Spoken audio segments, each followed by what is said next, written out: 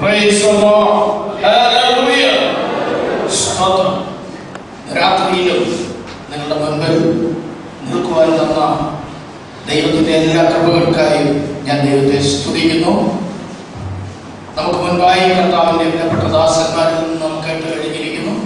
ഇനിയുള്ളതായ സമയം കർത്താവിന്റെ വചനത്തിൽ നിന്ന് ചില കാര്യങ്ങളിലൂടെ ശ്രദ്ധിക്കുവാൻ കർത്താവ് ഞാൻ എന്നെ തന്നെ ഏൽപ്പിക്കുന്നതോടൊപ്പം ഈ യോഗത്തിന്റെ എല്ലാ മാനവത്വവും കർത്താവിന് നമുക്ക് 2 ദിനവൃത്താന്തങ്ങളുടെ പുസ്തകം അതിന്റെ 16-ാം അധ്യായത്തിന്റെ 9-ാം വാക്യം രാത്രിയിൽ ഇവിടെ ഇരിക്കുന്നതായ ആംഗലേയ ഭാഷക്കാർക്ക് എൻ്റെ ഈ മലയാള ഭാഷണം മനസ്സിലാകുകയില്ല എന്നുള്ളതിൽ ഖേദമുണ്ടെങ്കിലും ബാക്കിയുള്ള എല്ലാവർക്കും മലയാളം സുപരിചിതമായതുകൊണ്ട് നിങ്ങൾക്ക് തിരിച്ചറിയുവാൻ കഴിയും. പ്രാർത്ഥനയോടുകൂടെ തങ്ങൾ ഏകാഗ്ര ചിത്തന്മാരായിരിക്കുന്നവർക്ക് വേണ്ടി തന്നെത്താൻ ബലവാനെന്ന് കാണിക്കേണ്ടതിന് ഭൂമിയിലെല്ലായിടവും ഊടാടിക്കൊണ്ടിരിക്കുന്നു. ദൈവവചനം കേൾക്കുമ്പോൾ തന്നെ അതേക്കുറിച്ചുള്ളതായ ഒരു സാമാന്യ അറിവ് നമുക്കുണ്ടായിരിക്കണം.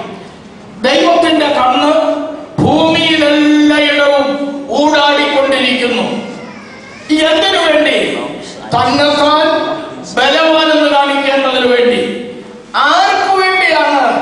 തങ്ങൾ ഏകാഗ്ര ചിത്തന്മാരായിരിക്കുന്നവർക്ക് വേണ്ടി. ചിലർക്കൊന്നും അത് ശരിയായിട്ട് മനസ്സിലായി കാണത്തില്ല. ഏകാഗ്ര ചിത്തന്മാരെന്ന് പറഞ്ഞാൽ ചിലർക്ക് മനസ്സിലാവത്തില്ല. ചിത്തം എന്ന് പറഞ്ഞാൽ മനസ്സ്, നമ്മുടെ ഹൃദയത്തെ ദൈവം നോക്കിക്കൊണ്ടിരിക്കുകയാണെന്നർത്ഥം. ദൈവത്തിൽ ഏകാഗ്ര ഹൃദയത്തോടുകൂടെ ആരിയ്ക്കുന്നുവോ അവർക്ക് ദൈവം ബലവാനെന്ന് കാണിക്കാൻ അവന്റെ കണ്ണൂടാടിക്കൊണ്ടിരിക്കുകയാണ്. ഇവിടെ ഇരിക്കുന്ന നമ്മളുടെ ഹൃദയം എന്ന രാത്രിയിൽ ദൈവസന്നിധിയിൽ ഏകാഗ്രതയോടുകൂടെ ഇരിക്കുന്നെങ്കിൽ നമ്മെ കാണുവാൻ ദൈവത്തിന്റെ കണ്ണ് നമ്മെ നോക്കിക്കൊണ്ടിരിക്കുകയാണ്. ദൈവം മനുഷ്യനെ ഉണ്ടാക്കിയിരിക്കുന്നത് ദൈവത്തിന്റെ കയ്യിലെ കളിപ്പാവയായിട്ടല്ല. കളിപ്പാവ എന്ന് പറഞ്ഞാൽ അവനവന് ഇഷ്ടം പോലെ അതിനെ കൊണ്ട് കൈകാര്യം ചെയ്ത് കളിപ്പിക്കാൻ കഴിയുന്ന കൈപ്പാവ. അത് കളിപ്പാവയല്ല മനുഷ്യൻ. ദൈവം മനുഷ്യനെ ഉണ്ടാക്കിയപ്പോൾ അല്ലെങ്കിൽ നിർമ്മിച്ചപ്പോൾ അവനെ സ്വാതന്ത്ര്യമുള്ള ഒരു വ്യക്തിയായിട്ടാണ് ദൈവം ഉണ്ടാക്കിയിരിക്കുന്നത്. എന്ന് പറഞ്ഞാൽ ദൈവം പറയാതെ അങ്ങോട്ട് പോ, ദൈവം പറയാ ഇങ്ങോട്ട് പോ. ദൈവം അങ്ങനെ ഓരോന്നും ചെയ്യിക്കുവാൻ നമ്മളെ കൊണ്ട് ഉദ്ദേശിക്കുന്നില്ല. നമ്മളെ സ്വതന്ത്രമായ ചിന്തയോടും ബുദ്ധിയോടും പ്രവർത്തനത്തിനുള്ള ശക്തിയോടും കൂടെയാണ് ദൈവം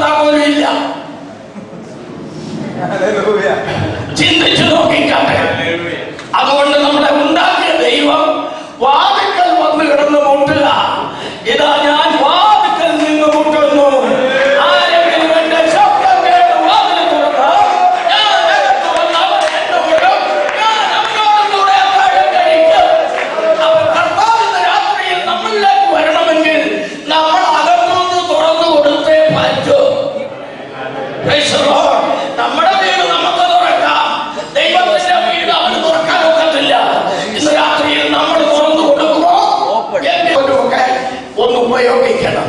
സ്തോത്രം. മറ്റുള്ള താക്കോലുകളെല്ലാം അവന്റെ കയ്യിലായിരുന്നു. വേദപുസ്തകം പഠിക്കുന്നവർക്കറിയാം, സ്വർഗരാജ്യത്തിന്റെ താക്കോൽ, ആ താക്കോലുകളെല്ലാം ദൈവം പത്രോസിന്റെ കയ്യിൽ കൊടുത്തു. പരിജ്ഞാനത്തിന്റെ ഒരു താക്കോൽ ഉണ്ടായിരുന്നു.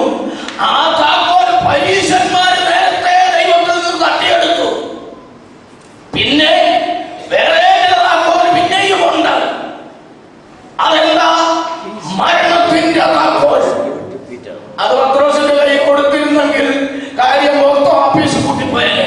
അത് ദൈവം ഏതായാലും കൊടുത്തില്ല. അത് ദൈവത്തിന്റെ കയ്യിൽ തന്നെ വെച്ചിരിക്കുക.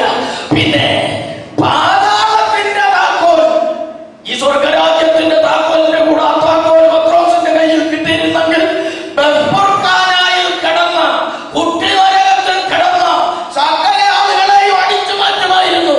പക്ഷേ അത് കൊടുത്തില്ല ദൈവം. മരണപാതാളങ്ങളുടെ താക്കോൽ എന്റെ കൈവശമുണ്ടെന്ന് കർത്താവ് പറഞ്ഞു. മരണത്തിന്റെ താക്കോൽ ഇന്ന് രാത്രിയിൽ നിന്റെ മരണത്തിന്റെ താക്കോൽ ഉണ്ടല്ലോ, അവൻ ആ താക്കോൽ അവന്റെ കയ്യിൽ വെച്ചിരിക്കുകയാണ്. ഇന്ന് രാത്രിയിൽ ആ താക്കോൽ എടുത്തോ. എന്റെ ഓഫീസ് ഇന്ന് രാത്രിയിൽ പൂട്ടും, നിന്റെ ഓഫീസ് ഇന്ന് രാത്രിയിൽ പൂട്ടും. ഇന്ന് രാത്രിയിൽ നീ പാതാളത്തിലേക്കോ ദൈവകരങ്ങളിലേക്കോ കടന്നു പോകുന്ന രാത്രിയായി തീരും. അതുകൊണ്ട് ആ താക്കോലുകൾ ദൈവത്തിന്റെ കൈവശം വെച്ചിരിക്കുക. എന്നാൽ നമ്മുടെ ഹൃദയത്തിന്റെ താക്കോലും പൂട്ടും. നമ്മുടെ ഉള്ളിലിരിക്കുക അത് യഥേഷ്ടം ഇന്ന് രാത്രിയിൽ തുറന്നു കൊടുത്താൽ ദൈവം നിന്നിലേക്ക് വരും. അല്ല, എനിക്ക് തോന്നിപ്പോയി ഈ രാമകലുള്ള പ്രോഗ്രാമിൽ കൂടെ നമ്മുടെ ഊർജമെല്ലാം ചോർന്നു പോയോ, അതോ മറ്റ് ചില സമയങ്ങളിൽ മാത്രമേ അത് ഉണ്ടാകത്തുള്ളൂ? ദൈവത്തിന് സ്തോത്രം. എനിക്ക് ഇന്നും ഒരു സമയം പരിധി തന്നിട്ടുണ്ട്. അപ്പൊ സമയപരിധിക്കുള്ളിൽ നിർത്താൻ ഒക്കോ ഇല്ലയോ എന്ന് ആളിവിടെ ഇരിപ്പുണ്ട്. നാളത്തെ ബ്രേക്ക്ഫാസ്റ്റിന്റെ കാര്യം പറഞ്ഞപ്പോഴേ ആധികാരികമായിട്ട് പറഞ്ഞിരിക്കുക. അപ്പൊ എന്റെ കാര്യത്തിലും ഈ ആധികാരികമായിട്ട് അല്പസമയം കഴിയുമ്പോൾ തുടങ്ങിയാൽ ഞാൻ പരാജിതനാകും, വളരെ കുഴഞ്ഞു പോകും. സ്തോത്രം. എനിക്ക് ഈ കാര്യം പറഞ്ഞ് തീർക്കാനായിട്ട് ഞാൻ നോക്കാം. ഞാൻ വായിച്ചതായ വചനഭാഗത്തേക്ക് ശ്രദ്ധയെ കൊണ്ടുവരുവാൻ ആഗ്രഹിക്കുകയാണ്. മറ്റു പലതും പറഞ്ഞ് സമയം കളയുവാൻ താല്പര്യപ്പെടുന്നില്ല. BC 900-ലാണ് ഇസ്രായേൽ രണ്ട് രാജ്യങ്ങളായി, ഇസ്രായേലും യഹൂദയായിട്ടും രണ്ടായിട്ട് പിരിഞ്ഞത്. അങ്ങനെ പിരിഞ്ഞപ്പോൾ തെക്കേ രാജ്യത്തിന്റെ രാജാവ് ആസയായിരുന്നു. ആസ രാജാവായിരിക്കുന്ന കാലത്ത് ആ തെക്കേ രാജ്യത്തിൽ ഒരു പ്രവാചകൻ ഉണ്ടായിരുന്നു. അദ്ദേഹത്തിന്റെ പേര് ഹനാനി എന്നാണ്. അദ്ദേഹം ആസ രാജാവിനോട് ചെന്ന് പ്രവചിച്ച് പറഞ്ഞതായ കാര്യമാണ് ഇന്ന് രാത്രി നമ്മൾ വായിച്ച് കേൾക്കപ്പെട്ടതായ വചനഭാഗം. ആ ഹനാനി തെക്കേ രാജ്യത്ത് പ്രവചിക്കുമ്പോൾ ഇസ്രായേലിൽ യേഹൂ പ്രവചിച്ചുകൊണ്ടിരിക്കുകയായിരുന്നു.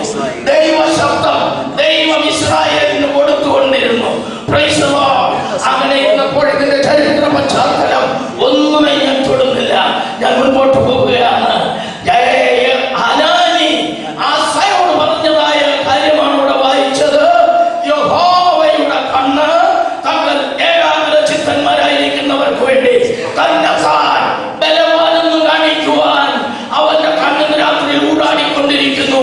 ഇന്ന് രാത്രിയിൽ കർത്താവിന്റെ കണ്ണ് നിന്നിൽ ബലവാനെന്ന് കാണിക്കേണ്ടതിന് നിന്റെ അടുത്ത് വന്നവനെ ഓരോരുത്തരെയും നോക്കിക്കൊണ്ടിരിക്കുകയാണ്. ഇന്ന് രാത്രിയിൽ അവൻ ബലവാനാണെന്ന് നിന്നിൽ കൂടെ വെളിപ്പെട്ടു വരണമെന്ന് ദൈവം ആഗ്രഹിക്കുന്നു. ഹല്ലേലൂയ. Praise the Lord. ഞാൻ പറയട്ടെ, ദൈവത്തിന്റെ കണ്ണെന്നാണ് ഇവിടെ വായിച്ചത്. ദൈവത്തിന് കണ്ണുണ്ടോ? ഇന്ന് പല ചില സഹോദരന്മാർ ചില സംശയങ്ങളൊക്കെ ചോദിച്ചു. ദൈവത്തിന്റെ വലത്ത് ഭാഗത്ത് യേശു നിൽക്കുന്നത് കണ്ടു, ദൈവത്തിന് വലത്ത് ഭാഗം ഉണ്ടോന്ന്. ഞാൻ ഇതൊക്കെ പറഞ്ഞു പോയാലാണ് ഈ സമയം പോകുന്നത്. അതുകൊണ്ട് വല്ലവരും ഒക്കെ ദൈവത്തിന്റെ വലത്ത് ഭാഗം എന്ന് പറഞ്ഞാൽ വലത്ത് ഇടത്ത് ഓരോരുത്തർ ഇരിക്കുന്ന പോലെയാണെന്നൊക്കെ പറഞ്ഞാൽ വിശ്വസിക്കരുത്. ദൈവവചനം എന്താണെന്ന് മനസ്സിലാക്കണം. ഞാൻ സഹോദരന്മാരോട് പറഞ്ഞു, വേദപുസ്തകം എഴുതിയിരിക്കുന്ന ഭാഷാപ്രയോഗം തന്നെ ആദ്യം മനസ്സിലാക്കണം. ബൈബിൾ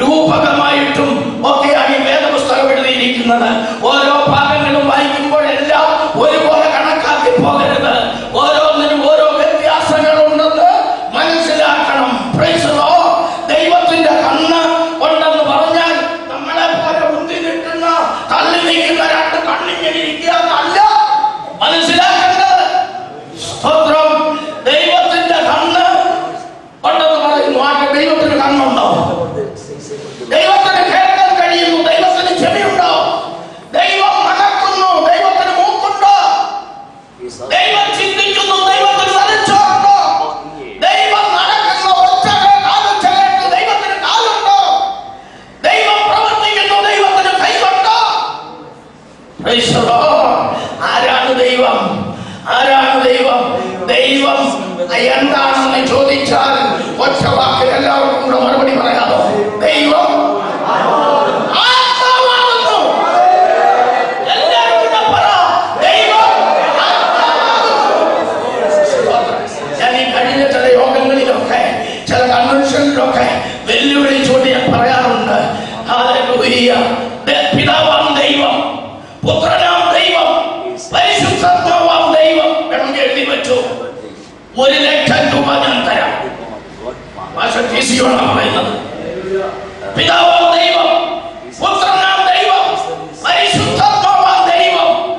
വലിയ പ്രഭാഷകന്മാര് സരസഗംഭീരമായി ഇത് വിളിച്ചു പറഞ്ഞ് പ്രസംഗിക്കുന്നെങ്കിൽ ആ പ്രസംഗത്തെ ഞാൻ വെല്ലുവിളിക്കുകയാണ്. ഈ വേദപുസ്തകത്തിൽ ഇങ്ങനെ പിതാവ്, പുത്രനാം, പരിശുദ്ധാത്മാവാം ദൈവം കാണിച്ചു തന്നാൽ ഞാൻ കുറഞ്ഞ തുക പറയുക, 1,00,000 രൂപ തന്നിരിക്കും.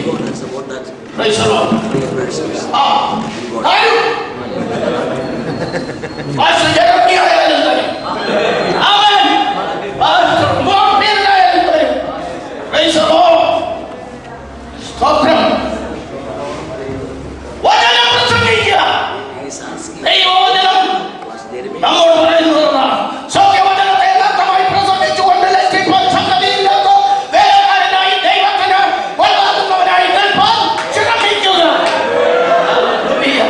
ഏതായാലും കാര്യങ്ങൾക്ക് നമ്മുടെ ചുറ്റുപാടുകളിലൊക്കെ ഒരുപാട് മാറ്റം ഉണ്ടായിക്കൊണ്ടിരിക്കുകയാണ്. ഒരുപാട് മാറ്റം ഉണ്ടായിക്കൊണ്ടിരിക്കുകയാണ്. സത്യവിശ്വാസികൾ യഥാർത്ഥമായിട്ട് ഇറങ്ങേണ്ട കാലമാണിത്. സുവിശേഷവുമായി ഇറങ്ങേണ്ട കാലം വന്നിരിക്കുകയാണ്.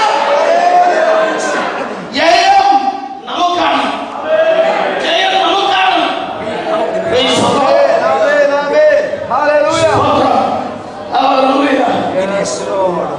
ദൈവത്തിന്റെ കണ്ണ് എന്താണ്? ദൈവത്തിന്റെ കണ്ണ് വെളിപ്പാട് പുസ്തകം 5-ാം അധ്യായത്തിന്റെ 6-ാം വാക്യം വായിക്കാം.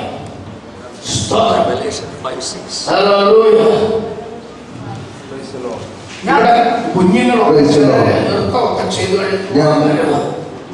ഞാൻ സിംഹാസനത്തിന്റെയും 4 ജീവികളുടെയും നടുവിലും മൂപ്പന്മാരുടെ മധ്യത്തിലും ഒരു കുഞ്ഞാട് അറുക്കപ്പെട്ടതുപോലെ നിൽക്കുന്നത് കണ്ടു. അതിന് 7 കൊമ്പും സർവഭൂമിയിലേക്കും അയച്ചിരിക്കുന്ന 7 ദൈവാത്മാക്കളായ 7 കണ്ണും ഉണ്ട്.